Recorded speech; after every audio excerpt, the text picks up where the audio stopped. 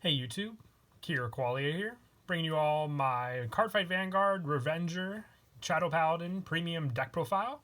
Wanted to do an update for quite some time for the Revenger deck. I've also been in a premium mood lately after the Dragonic Overlord premium deck. I look next to Revengers for Shadow Paladin. They were one of my favorite decks during the time. Just with all the different support you can run, I ran the Phantom Blaster, Dragon Abyss, Revenger Legion deck.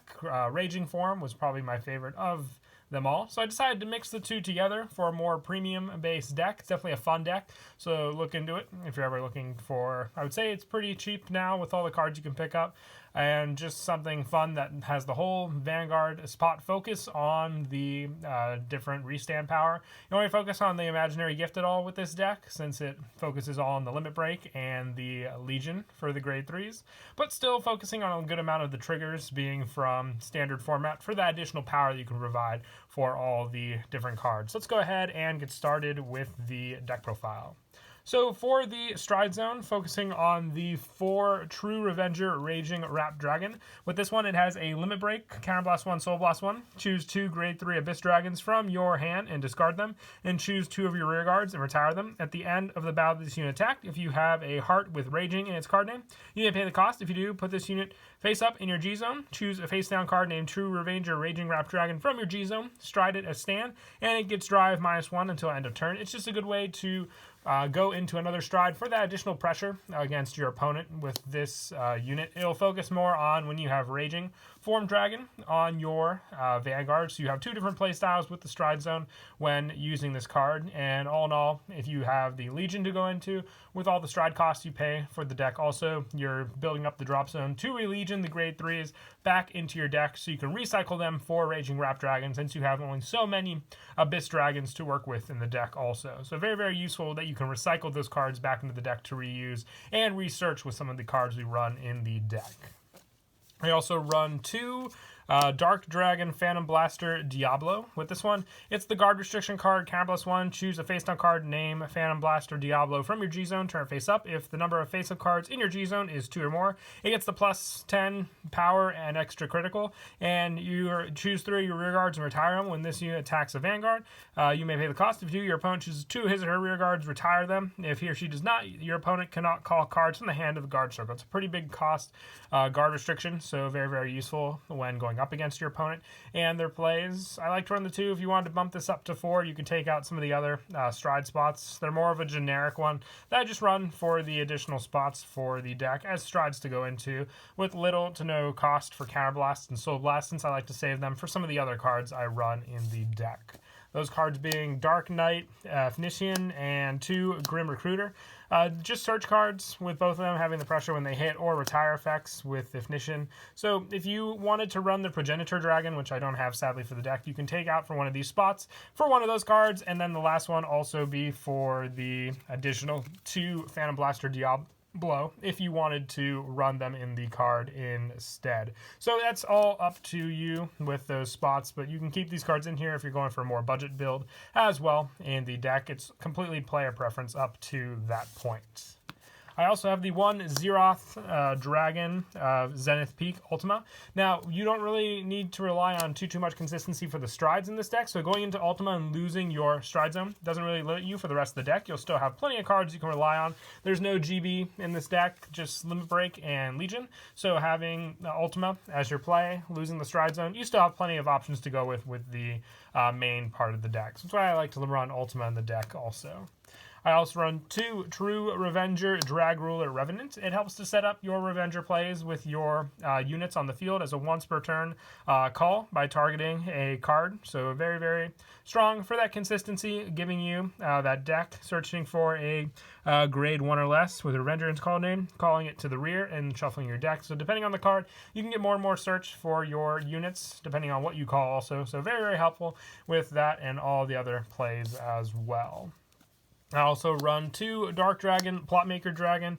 During your opponent's turn in guard step, choose a card with heal trigger and discard it. Call this card from your guard circle from your G zone face down. It has Ritual 3, so if you have 3 or more grade 1 in your drop zone, it gets shield plus 10. So just an easy way to make use of the G Guard if you need that additional plus 5. That a normal heal trigger wouldn't have the strength, being 20,000 compared to the 25. So great G Guard to use. The last one being 2 Dark Knight Ludwig. With this one, you choose a grade 1 or less rear guard, and you may move it to the guard circle. So just being able to give you that additional guard if you have a hand restriction with some of your opponent's cards. If you have that trigger on the field that you set up for this G guard, having that card be moved to the shield zone with the additional shield they have is very, very strong, which is why I like to run 2 Ludwig as well. You have the potential and the options for both of these depending on which one you want to call. And that is it for the G-Zone. We'll now move on to the main deck. I run 4 Revenger Raging Form Dragon. This is your limit break. You choose 3 rear guards with the Revenger and its card name. Retire them at the end of the battle that this unit attacked. If you may pay the cost, if you do, choose up to 1 Revenger Raging Form Dragon from your hand. Ride as stand and choose one of your vanguards. It gets plus 10 to end of turn. So very pressure-wise with this card. You can have early limit break with your limit break enabler as well that we run in the deck, which is the Finnegas. So I run max of those for this, and the fact that Raging Rap Dragon also is a limit break card. And also just the counterblast 1, when this unit attacks, you may pay the cost. If you do, plus 3 until end of that battle. So you get the plus 10, which helps especially, but if you need to hit some of those force units and you don't have a boost for this card, that plus 3 can definitely come in handy. You don't have to use your counterblast for any of the other parts of this card's effect. The only thing you might want to save them for is the final grade 3, which I run, which is Revenger Phantom Blaster Abyss. I like this card as backup. It's the Legion. You can recycle back your Raging Form dragons as well. If you ride this card Soul Blast Raging Form, then you can potentially put all of them back in the deck to reuse, which means you have a higher count for your Abyss dragons, for your Raging Rap Dragon as well, so don't forget that. And also just to use with Phantom Blaster Abyss to put back for the Legion, but then his retire effect also gives him a restand effect when you Legion him with Blaster Dark Revenger Abyss. Now, the one reason I didn't run cards like Mordred Phantom, which are Revenger in the name as well, they just didn't really work consistently with the other Revenger cards, because that one relies on Blaster Dark, which not Blaster Dark Revenger or Revenger Abyss. It has to be exactly Blaster Dark itself. And the same goes with Nullity Revenger, Masquerade, and the Transient Revenger, Masquerade, relying all on Blaster Dark and not any of the Revenger forms, which is why I didn't run any of them in the premium forms of these decks. Moving on now to the grade 2s, one of our backups is Blaster Dark Revenger Abyss, being the Legion mate for Revenger Phantom Blaster Dragon Abyss. You need this card for the Legion you can perform with this card. So I run 4 of it. Also, I only ran 3 Phantom Blaster Abyss. If you want to try 4 of that, you can drop the number down of this to 3, just because it's mostly used for the mate, but it still does have the retire effect on rear when placed for a counterblast of 1. Choosing one of your opponent's grade 1 or less rear guards, you can hit some pretty strong boosters in the back row with this card if you want to go for that play route also. And then I also run 4 Wily Revenger Mana. I decided to go with the grade 2 version instead of the grade 1 we have in standard. I have a pretty tight grade 1 lineup in the deck. I didn't really have much else to take out for it since I was able to remove the Sentinel, since it's in the draw trigger spot for this deck. So leaving Wily Revenger Mana in the grade 2 spot gives you, when placed on Vanguard or rear, if you have a Shadow Paladin Vanguard, search your deck for up to 1 grade 1 or less card with Revenger and its card name, call it to rear in the same column as this unit, shuffle your deck. At the end of that turn, put that unit on the bottom of your deck. It gives you plays with the next card I'll mention, which is very, very useful just for consistency, especially since it is a standard card, which I like the combo altogether. So for this, just gives you more and more rear guards to also use with all the different retire effects we have for our grade 3s. And then lastly, for the grade 2s, I run 4 Barrier Troop Revenger Dorant.